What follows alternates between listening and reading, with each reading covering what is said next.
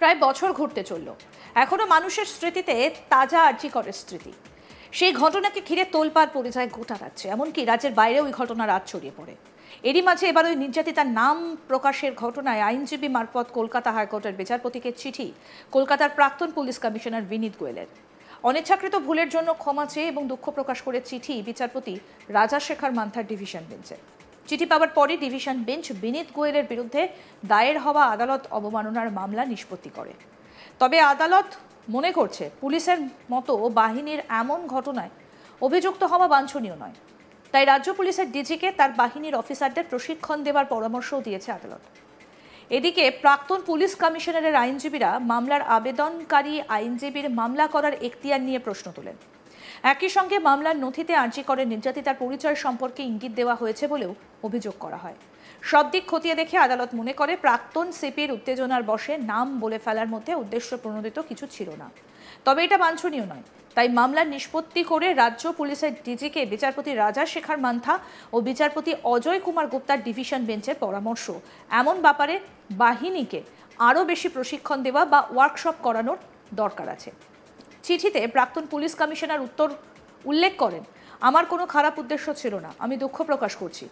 বিচারপতি মান্থা বলেন, মামলাকারী চিঠিটা শুনলেন, আপনারা কি সন্তুষ্ট এই চিঠিতে? মামলাকারীর আইনজীবী জয় অনন্ত দেহাদ্রাই আপত্তি করে বলেন, ক্ষমা চাওয়ার কোনো প্রশ্নই নেই এখানে, এটা আমরা গ্রহণ করছি না। সুপ্রিম কোর্টের একাধিক নির্দেশে উল্লেখ আছে নির্যাতিতার নাম প্রকাশ্যে আনা যায় না। অন্যদিকে বিনীত গোয়েলের আইনজীবী সন্দীপন গাঙ্গুলি এবং মেনেকা গুরুস্বামী বলেন, এই ঘটনার তদন্তে সিবিআই চাওয়া হয়েছে। এই ঘটনা হঠাৎ করেই ঘটে গিয়েছে, কাউকে ছোট করার উদ্দেশ্যে বলা হয়নি। তিনি দুঃখ প্রকাশ করেন।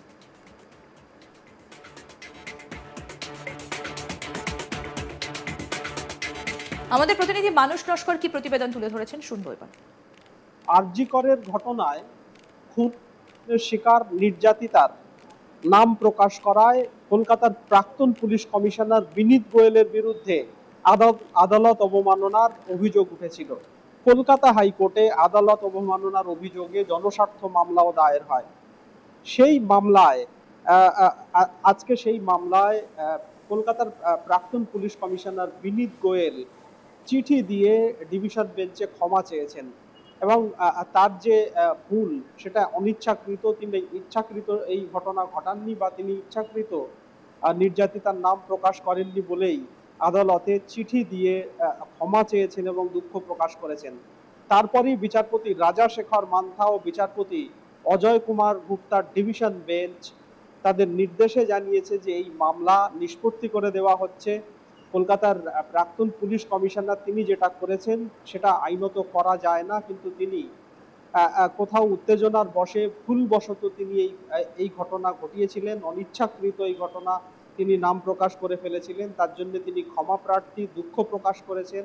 সেই জন্যে তাকে ক্ষমা করা হচ্ছে এবং এই মামলা নিষ্পত্তি করে দেওয়া হচ্ছে। তবে কলকাতা পুলিশের মতো বা রাজ্য পুলিশের মতো এরকম একটা দায়িত্বশীল বাহিনীর কাছ থেকে এই ধরনের দায়িত্ব জ্ঞানহীনের মতো আচরণ আশা করা যায় না বলেও ডিভিশন বেঞ্চ জানিয়েছে এবং রাজ্য পুলিশ এবং কলকাতা পুলিশের যারা আধিকারিক রয়েছেন তাদের এই বিষয়ে বিশেষ প্রশিক্ষণ দেওয়া উচিত, তাদের জন্য প্রশিক্ষণের ব্যবস্থা করা উচিত বলেও রাজ্য পুলিশের ডিজিকে নির্দেশ দিয়েছেন কলকাতা হাইকোর্টের বিচারপতি রাজাশেখর মান্থা ও বিচারপতি অজয় কুমার গুপ্তার ডিভিশন বেঞ্চ।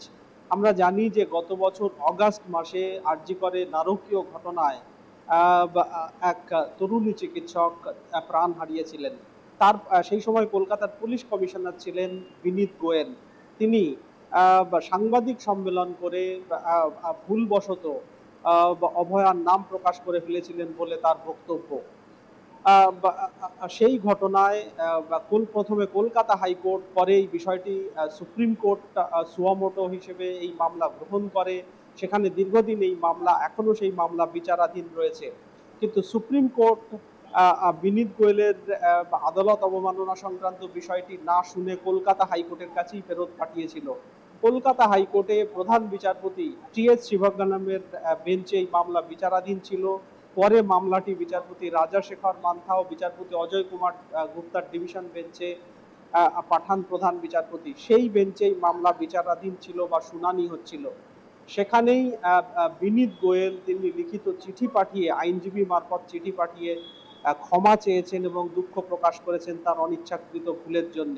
আজকে ডিভিশন বেঞ্চে বিচারপতি রাজাশেখর মান্থা বলেন, মামলাকারীদের যারা মামলা করেছেন তাদের উদ্দেশ্যে বলেন, আপনারা চিঠি দেখেছেন, তিনি ক্ষমা চেয়েছেন। কিন্তু মামলাকারীদের বক্তব্য, এই ধরনের ঘটনা এরকম একজন দায়িত্বশীল ব্যক্তির থেকে আশা করা যায় না এবং এটা অনিচ্ছাকৃত ভুল নয়। সুপ্রিম কোর্টের একাধিক নির্দেশে রয়েছে এই ধরনের ঘটনা শাস্তিযোগ্য অপরাধ।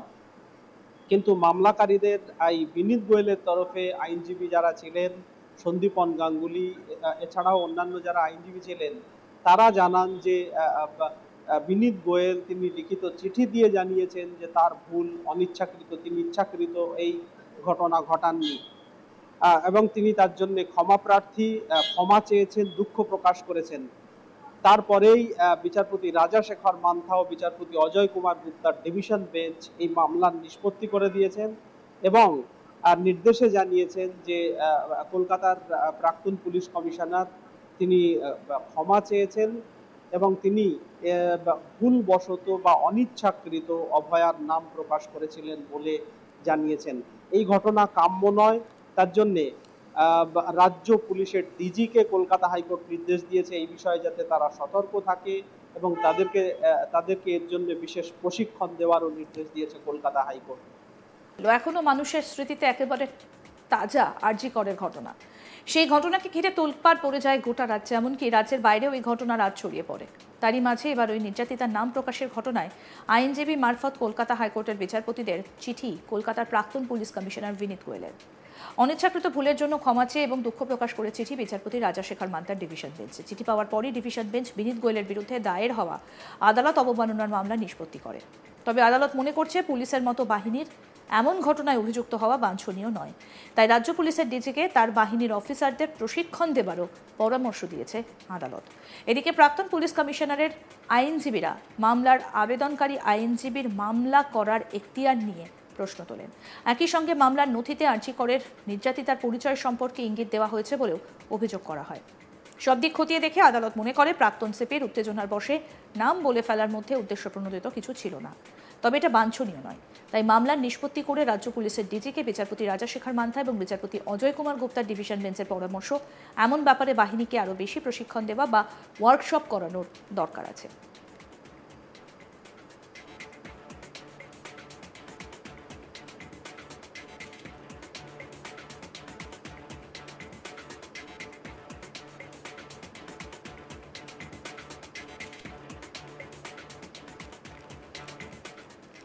আরও আপডেট পেতে দেখতে থাকুন আজ তাক বাংলা। সাবস্ক্রাইব করুন, নোটিফিকেশন পেতে বেল বাটন অপশন প্রেস করুন, হোয়াটসঅ্যাপে ফলো করুন আজ তাক বাংলা।